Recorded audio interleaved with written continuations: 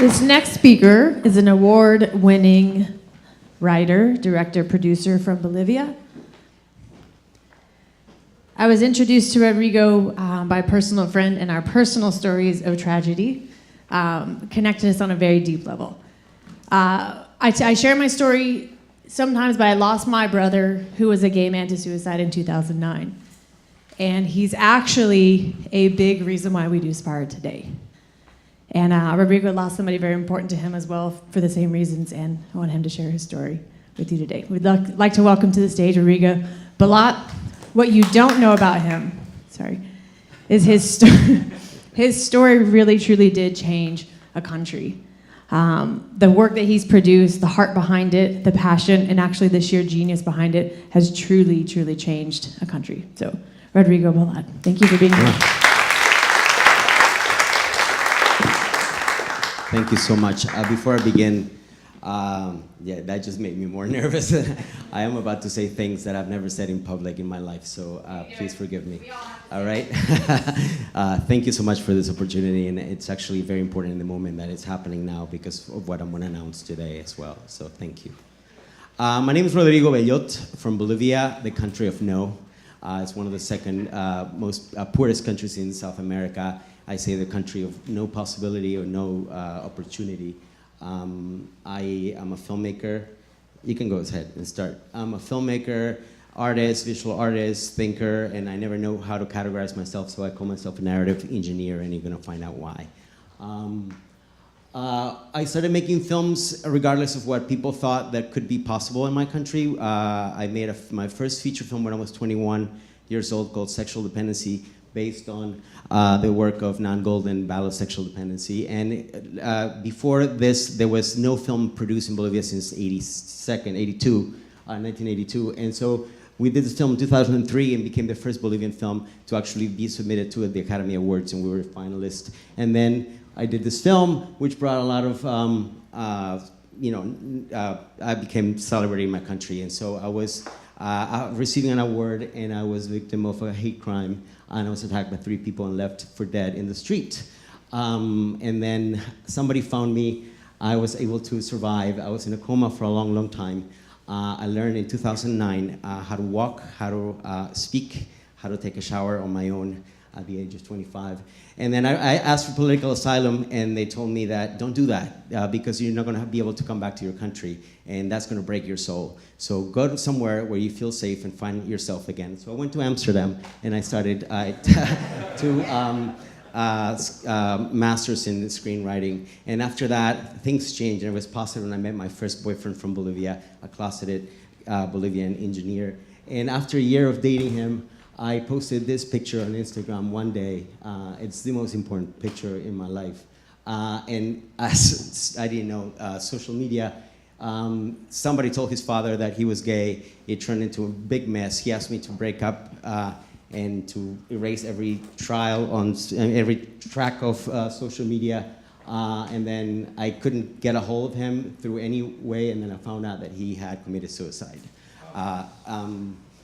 And that's what I went into my last conversation on Facebook with him, and the last word that he wrote was "tu me manque," which in French means "I miss you." And we were communicating in French because he was scared that people would find out while we're talking to each other.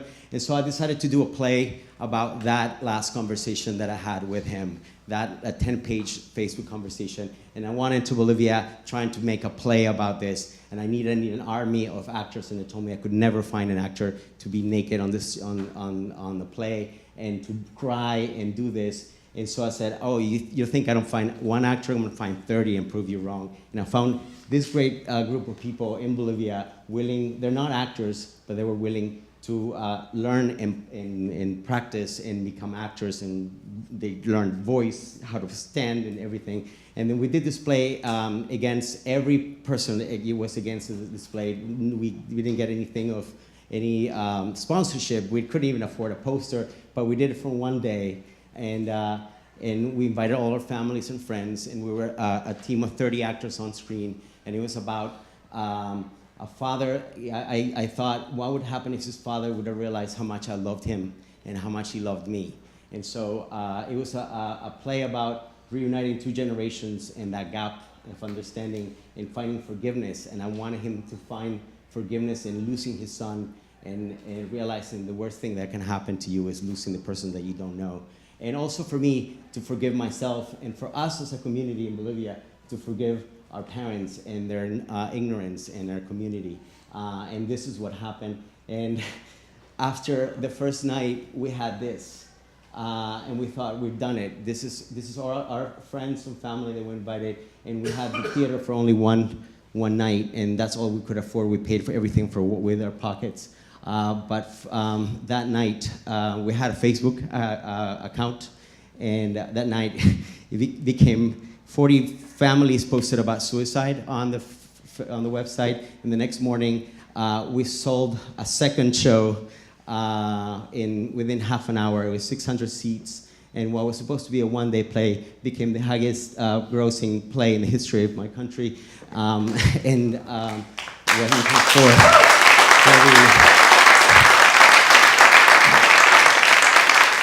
the play went for 4 months, and it was on the cover of every magazine and every newspaper, and people started interviewing us, and I started talking about this, and there was something about language. Nobody had the opportunity to talk about these things in our country, and so we got invited to universities and schools, and people started coming out within a week. People started coming out, first time in the history of my country, starting coming out in schools and universities. And then what happened is our actors, our agents of change, people who are not prepared as actors because we have no acting schools in Bolivia, went on to the universities and started coming out about their stories of surviving suicide, their stories about being imprisoned by their own parents. And so we got a notification from the government saying that we actually allow them to pass the first anti-discrimination law in our country for the LGBT community in Bolivia. So this prompted me to thinking bigger than just a play, bigger than just something. And we started the Tumamang Foundation, and today we announced we have 3 scholarships for Bolivian actors to study at William Esper in New York. We have 10 scholarships to study English in the best school, English as a second language in Bolivia. We are doing actually a big concert with the 12 biggest bands in Bolivia about awareness of LGBT issues. That play became my best-selling book.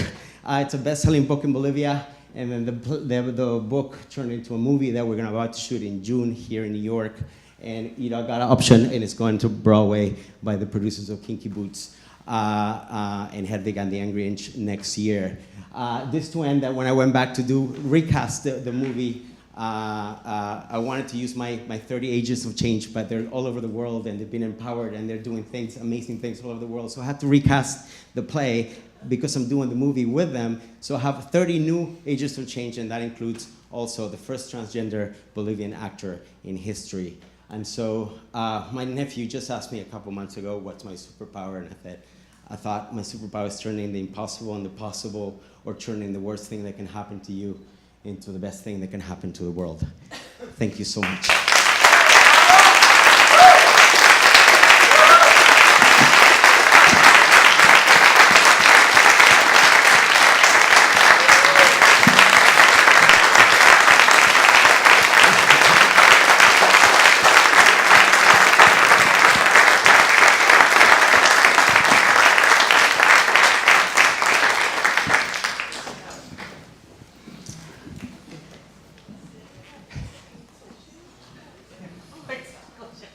Okay. Questions? You have any tissues? Yes. That was incredible. Thank you. Absolutely moving. Yes, Xavier. Hi, I'm Xavier. I moved recently to New York City from the Dominican Republic, and a lot of days I wonder, what can I do for my community while I'm here? And first you said you need to discover yourself, I need to discover my path in this city. But I wonder every day, like, what can I do from a distance to support my community, to support my people? Because it's hard, and I struggle with that, like, every day. Do you have any advice in that? And by the way, thank you for sharing your story. Like, it's very powerful. Thank you. I always feel scared of giving advice because I have no idea what the fuck I'm doing. And this is not planned. If I would tell you that any of these things that I had planned to achieve this, no, it was urgency. It was needing to be honest. We talked about the word honest. And I just needed to show the world what he wrote to me before everything happened, you know, and that conversation haunts me because it's in the screenplay and it's in the movie and in the play.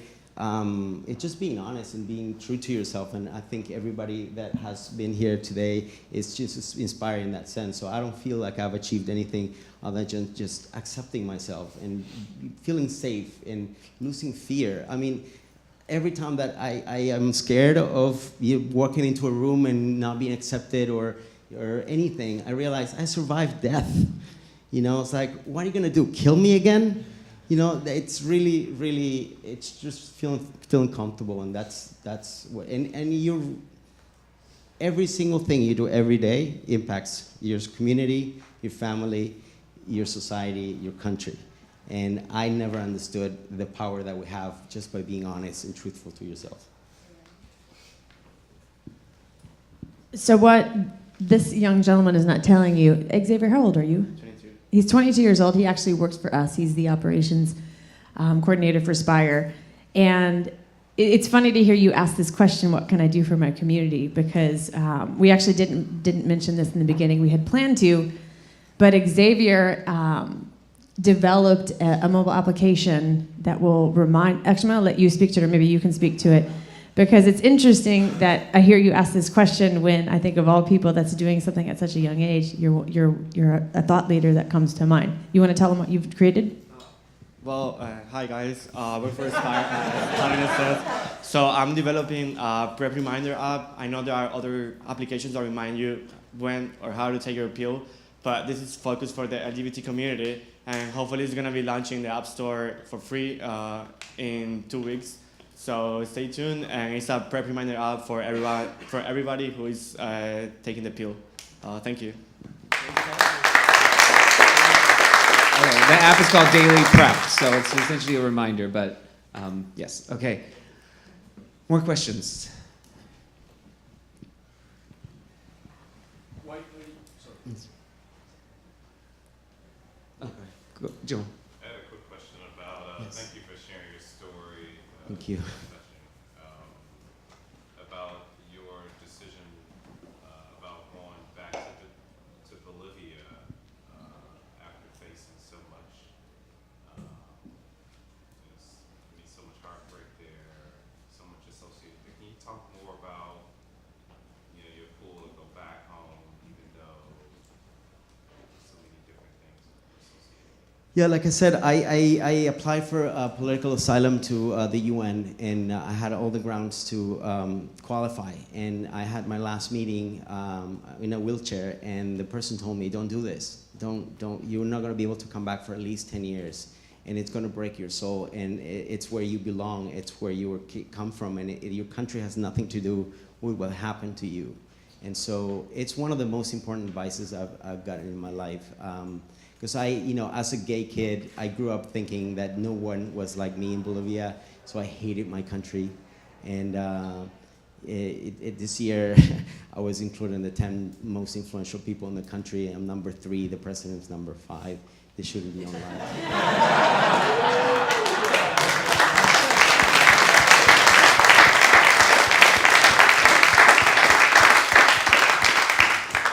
He's not going to be happy. Sorry? Why do you wear 2 watches? Because I always think that I'm running out of time.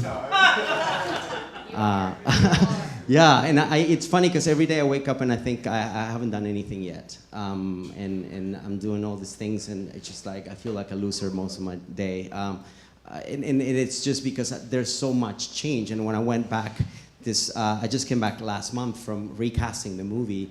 And this new 30 kids, I heard stories, and I'm like, oh man, I wish I could make 30 movies out of their stories of fear and ignorance of their parents. And I'm trying to connect with every organization that can help me provide. I mean, one of these ideas, I used to translate to my cast The Velvet Rage, and I used to translate, as I read, because that kind of documentation and those kind of books are not available in Spanish. So I'm trying to do as much as I can to provide information, for my country. I had this kid who's been, one actor who's been held kind of like in a quarantine because the counselor told him that he's gonna infect everybody in the family with hepatitis C just by being gay. So they deliver the food to him, so he doesn't eat in the table with him. You know, that's the level of ignorance that we're facing. And needless to say, when this happened, you know, it was in June, so I was in Gay Pride, and I had been living all this kind of like dichotomy of like celebrating your queerness here, but at the same time, it's, you know, 15th century in my country at the same day. So I lost that kind of fear of my country, and I kind of feel proud to be Bolivian now because of what I can do. And I think the country of no gave me the possibility of yes. And I'm here not because I'm afraid of my country or because I'm not doing things. I'm here because what I'm trying to do goes beyond my country, and I'm trying to do the same revolution that we did with Tumamunk. I'm trying to do it globally. So I'm interested in talking to each one of you about how you can help me and how I can help you to develop that possibility. Thank you. Were you able to reconcile with your boyfriend's father or family? That's in the movie, and I've never met that family, and I was hoping they would show up to the play, and I kind of think that I did the play so that they would come. I heard that his family went to Disneyland just the weekend that the play opened. So it's very coincidental, so I wanna hope that it's because they knew. And then the book is out there, and I did not change his name. And I kept very specific references to his tattoos, and that only his parents would know, because it was in a part that only your parents or your boyfriend would know. And actually the play originally was named after his tattoo. He had a phoenix right here.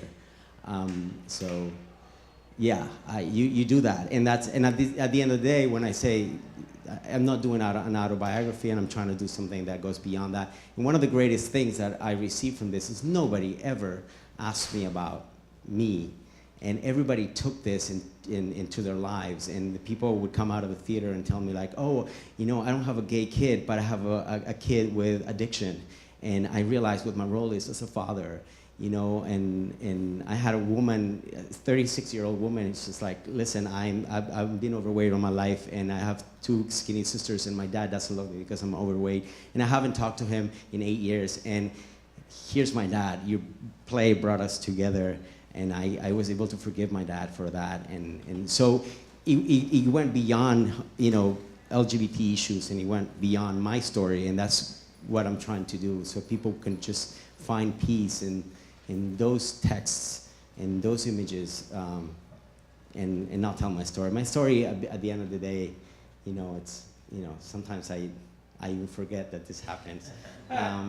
So yeah, and that's why I started with art is the only lie that tells the truth, because it's fiction, really. Why 30 actors representing the same?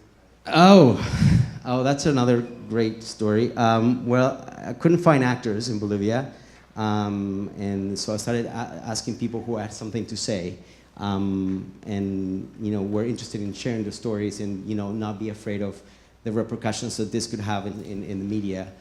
We literally thought we were going to get kicked out of the country for doing this play. So we found 3 brave kids, and then I couldn't decide who would play my boyfriend out of those 3 actors. And then my producer said to me, like, well, just why can't you choose? And I realized if I chose one of them, it would erase the image of my boyfriend. And I would have to live with that guy as my boyfriend. So he said, well, then choose all 3 of them. And so I was like, yeah, they could all be my boyfriend. And then when I went to ask for a sponsorship, they told me you're never going to find 3 actors. And like, not only I found 3 actors, actually add a 0 to that. I'm going to get 30 actors to play my boyfriend, because everybody's Gabriel in this country. And so we started looking for people that not only looked like my boyfriend, but you know, represented different colors, different classes, different heights, muscle, and it became a whole thing about the representation of masculinity in my country and how we perceive being a man or being a faggot. And so it became larger than that, and that's why we have 30 people. In the movie, there's 3 actors. He's one of them that plays my boyfriend. And there's 30 actors that play him simultaneously, which is also a huge challenge to direct. Yes. Where do you live now? I live in New York. I live in Williamsburg. I've been here on and off since I went to college. I went to Ithaca College upstate New York, and I moved to the city in 2001. But I've been coming back and forth from Bolivia to New York, and it's both my homes now, I think. What kind of relationship do you have with your parents? With my dad, it's been difficult, and I dedicated the book to my dad, and he bought 20 copies to his best friends, and I thought that was like the best way that we could reconcile, and we have a really great relationship with him. Okay, thank you, Rodrigo. Thank you so much.